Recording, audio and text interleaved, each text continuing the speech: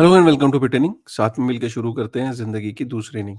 मैंने last video में आपसे एक बात ये बोली थी कि किस तरीके से जैसे-जैसे कोई पर्टिकुलर कमोडिटी या जब इंस्टीट्यूशंस उसके अंदर बहुत सारे उतरते हैं, तो कहीं न कहीं वो उसके प्राइस के साथ मैनिपुलेशन करते हैं। और बहुत सारे लोगों का मानना है कि इंस्टीट्यूशंस के आने से कोई भी एसेट क्लास जो है उसके अंदर वो उसको प्राइस को रेंज बाउंड कर देते हैं एक तरीके से, ठीक है? और आज हम बात करेंगे कि क्या ये बिटकॉइन के साथ भी पॉसिबल है या नहीं? और मैं इसका एग्ज़ाम्पल आज आपको गोल्ड का दूँगा ताकि गोल्ड के एग्ज़ाम्पल को लेके जो भी गोल्ड के साथ चीज़ें होती हैं तो वो बिटकॉइन पे पॉसिबल है या नहीं है, ठीक है? तो बहुत इंपॉर्टेंट वीडियो है और कोई मैं अर्थशास्त्री या इकोनॉमिस्ट की तरह नहीं समझाऊँगा।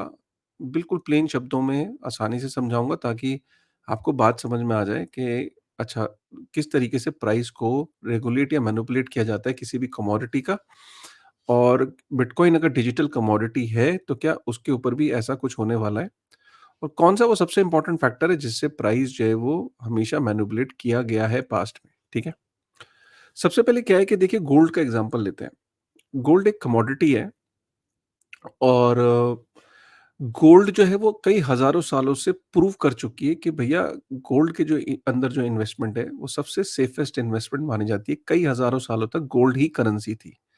पेपर करेंसी भी इसलिए वजूद में आई, इसलिए एग्जिस्टेंस में आई कि पेपर करेंसी ने भी ये बोला कि सरकारों के पास जितना गोल्ड होगा, डिसाइड तो यही हुआ था कि जितना सरकारों के पास दुनिया में जो देश हैं उनके पास जितना गोल्ड होगा उतना ही वो करेंसी को प्रिंट करेंगे। लेकिन ऐसा हुआ नहीं। जैसे-जैसे हमने वर्ल्ड वॉर 1 देखी, वर्ल्ड वॉर 2 देखी, वर्ल्ड वॉर 2 के अंदर यूएस बड़ा स्मार्ट था। उसने वॉर के अंदर पार्टिसिपेट नहीं किया, जिस तरीके से पूरी यूरोप को उसने घुसा दिया वॉर के अंदर और सबको बोला कि तुम लोगों की करेंसी तो अब किसी वैल्यू की रही नहीं है। तुम अपनी करेंसी के बदले में मुझसे चीज़ें मत लो, तुम अपना गोल्ड दो और मैं तुम्हें बदले में वेपन्स देता हूँ, खाने-पीने की चीज़ें देता हूँ, गाड़ियाँ देता हूँ, टैंक्स देता हूँ, जो तुम्हारी ज़रूरत की चीज़ है, लेकिन मैं तुम्हारी करेंसी नहीं ले सकता क्योंकि तुम सब लड़ रहे हो, मर रहे हो और तुम्हारी करेंसी की कोई वैल्यू नहीं, तो इसलिए भैया मुझे गोल्ड दे दो। बहुत स्मार्ट था अमेरिका, उसने पूरे दुनिया भर का गोल्ड इकट्ठा किया। आज की डेट में भी उसके पास 9,000 टन के आसपास गोल्ड है। एंड उसने क्या करा कि जब ये पेपर करेंसी का जब दौर आया, तो पेपर करेंसी को बैक कर दिया गोल्ड से कि भैया जितना गोल्ड होगा, उतना ही पेपर करेंसी प्रिंट होगा। ऑब्वियसली इसमें भी यूएस के पास सबसे बड़ी एडवांटेज रही क्योंकि यूएस के पास जो है एक्सपैंड करने का ज़्यादा मौका था उसके पास ज़्यादा प्रिविलेज थी क्योंकि गोल्ड उसके पास ज़्यादा था।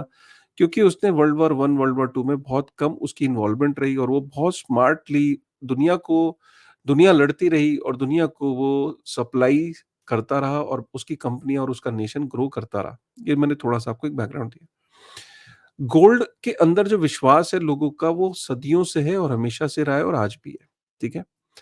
लेकिन ये बात जो है ऑब्वियसली दुनिया के जो देश हैं उनको पसंद नहीं है, क्योंकि आप समझिए कि वो कभी नहीं चाहेंगे कि अपनी करेंसी का कोई कॉम्पिटिशन तो कोई भी नहीं चाहेगा। या कोई चाहेगा? कोई भी नहीं चाहेगा। हमेशा से जो सरकारें हैं वो गोल्ड को हमेशा कभी प्रमोट नहीं करती।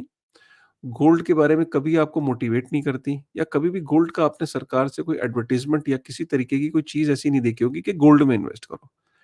बहुत ज़्यादा उन्होंने बोला होगा तो बोला होगा कि गोल्ड के ईटीएफ में इन्वेस्ट करो, फिजिकल गोल्ड मत लो, क्योंकि गोल्ड को ईटीएफ का मतलब ये है कि भाई गोल्ड का ईटीएफ में गोल्ड को इंपोर्ट नहीं करना पड़ता सरकार को। लेकिन जब आप गोल्ड को फिजिकली माँगते हो तो गोल्ड को फिजिकली इंपोर्ट करना पड़ता है और जब कोई भी सरकार जैसे इंडिया को अगर इंपोर्ट करना पड़ता है तो उसे डॉलर में इंपोर्ट करना पड़ता है, तो उसके जो फॉरेक्स रिज़र्व है वो हिलता है।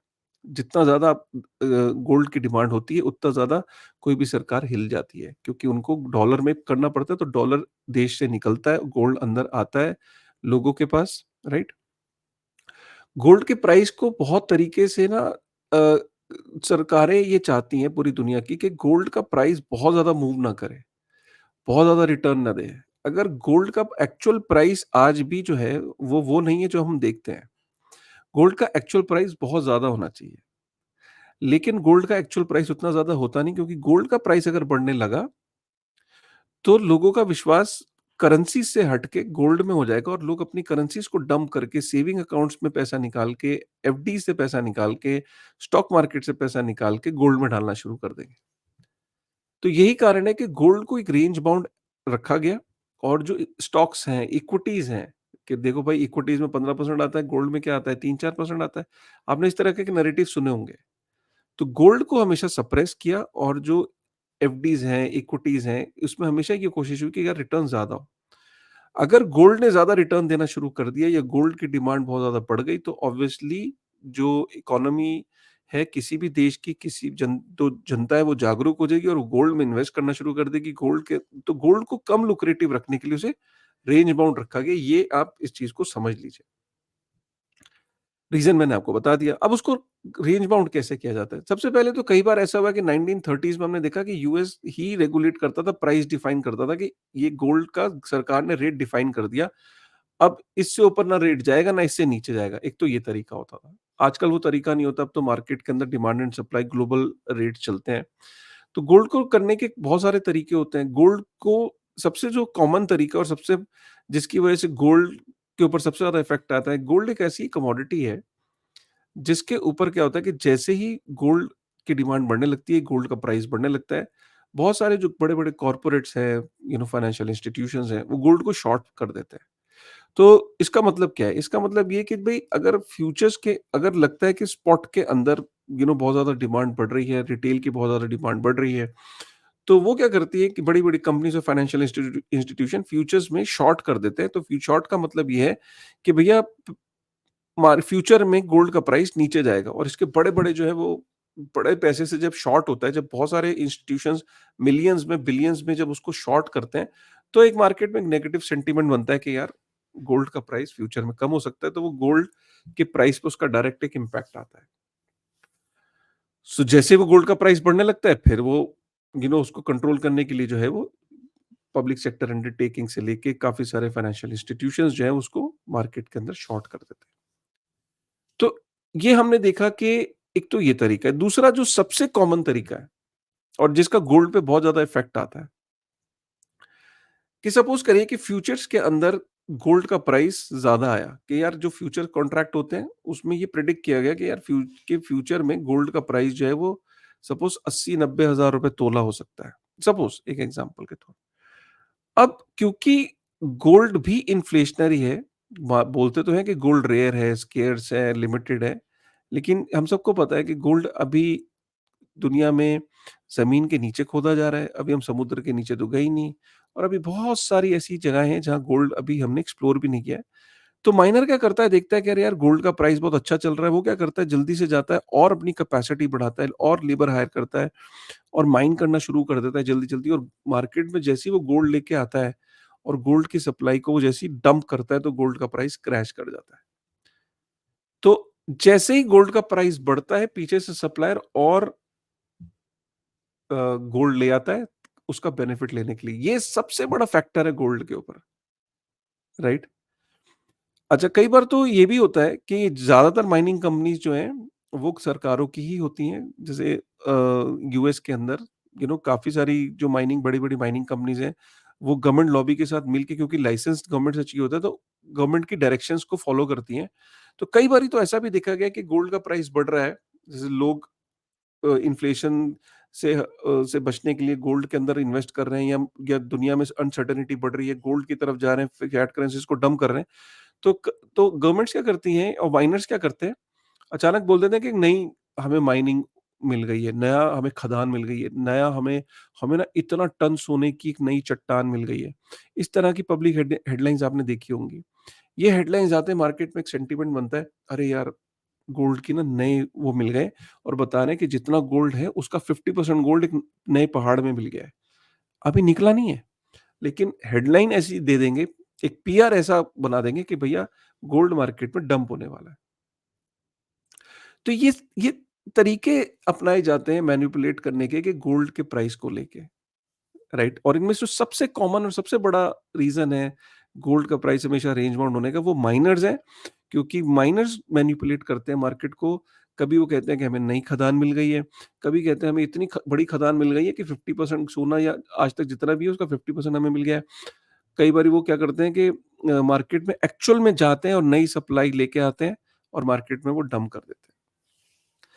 अब अगर हम इसको बिटकॉइन के ऊपर अपनाएँ, सेम चीज़ों को, तो बिटकॉइन को भी शॉर्ट रन में ज़रूर आप देखते हो कि अब बिटकॉइन के अराउंड फ्यूचर्स एक्सचेंजेस बन रही हैं पूरी दुनिया में।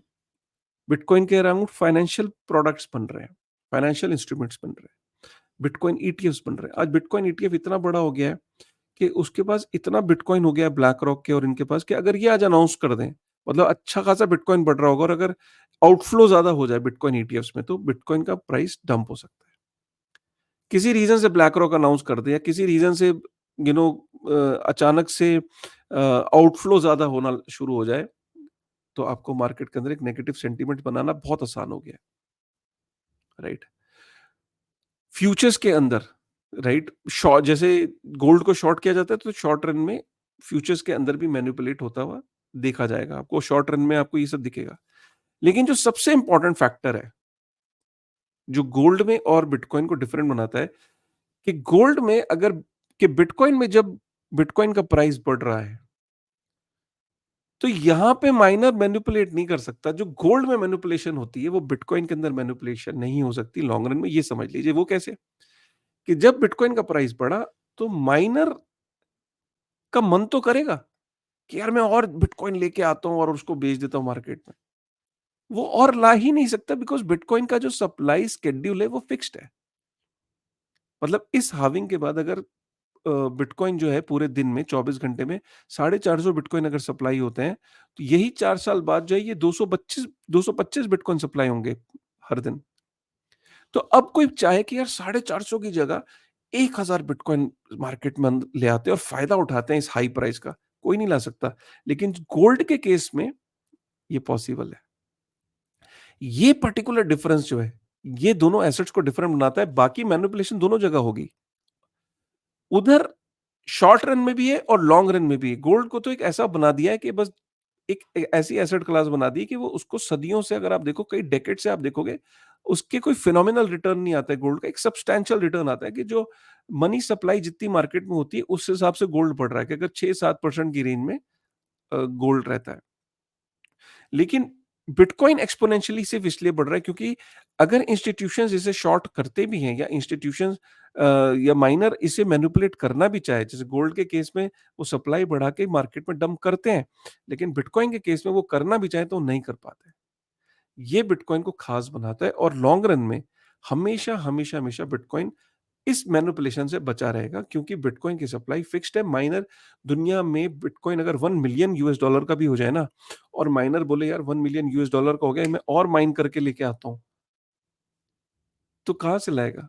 माइन कर ही नहीं सकता, और सप्लाई तो फिक्स्ड है और सारा वो खुद माइन कर नहीं सकता क्योंकि हाईली कॉम्पिटिटिव मार्केट है। तो ये बड़ा इंपॉर्टेंट फैक्टर था, ये बड़ा इंपॉर्टेंट है, तो इसलिए आपको घबराने की जरूरत नहीं है कि जैसे-जैसे इंस्टीट्यूशंस आ रहे हैं, मैनिपुलेशन बढ़ेगी। देखिए, शॉर्ट जो ये फ्यूचर्स की मार्केट्स होती हैं, इनका काम है, मैनिपुलेशन होती ही होती है, आर्बिट्राज होगा, मैनिपुलेशन होगी, लेकिन वो टेम्परेरी फेज़ होगा। टेम्परेरी हर एसेट के अंदर मैनिपुलेशन देखी जाती है, इसके अंदर भी होगी। लेकिन लॉन्ग रन में, अगर मैं आपको लॉन्ग रन की पिक्चर दिखा रहा हूँ, कि जो एक्चुअल मैनिपुलेशन जो माइनर्स करते हैं गोल्ड के अंदर, ऑयल के अंदर और जो डिफरेंट कमोडिटीज़ हैं, कॉपर के अंदर, ब्रॉन्ज के अंदर, वो बिटकॉइन में पॉसिबल नहीं है। ठीक है ना? तो ये बात और ये वीडियो बहुत इंपॉर्टेंट है इस पर्सपेक्टिव से समझना कि आपके दिमाग में बिल्कुल भी ये डाउट नहीं होना चाहिए कि इंस्टीट्यूशंस अ, बिटकॉइन को लॉन्ग रन में मैनिपुलेट करेंगे। नहीं, बिटकॉइन को लॉन्ग रन में इंस्टीट्यूशंस में, जो फाइनेंशियल इंस्टीट्यूशंस हैं और जो माइनर्स हैं, बड़े-बड़े माइनर्स भी इसे मैनिपुलेट नहीं कर सकते। रीज़न मैंने आपको बता दिया, क्योंकि कोड फिक्स्ड है, कोड के अंदर हर चीज़ डिफाइंड है, कोड के अंदर सप्लाई शेड्यूल भी डिफाइंड है, जो कि किसी भी तरीके से मैनिपुलेट नहीं हो सकता। ठीक है? चलिए, with this thought I think ये वीडियो अगर आपको पसंद आए तो प्लीज़ एक बार लाइक करिएगा। सिर्फ़ 300 लोग चाहिए हमें 50,000 सब्सक्राइबर के लिए। अगर आपने चैनल को सब्सक्राइब नहीं किया है, तो मेरी एक आपसे रिक्वेस्ट है कि प्लीज़ सब्सक्राइब करते हुए चले जाना। हम हो सकता है आज या कल में ही 50,000 सब्सक्राइबर क्रॉस कर दें। मिलते हैं एक नई वीडियो में, एक नई इन्फॉर्मेशन और एक नई चीज़ के साथ। कैसा लगा आपको वीडियो? प्लीज़ एक बार कमेंट करके बताइएगा। With this thought, thank you very much.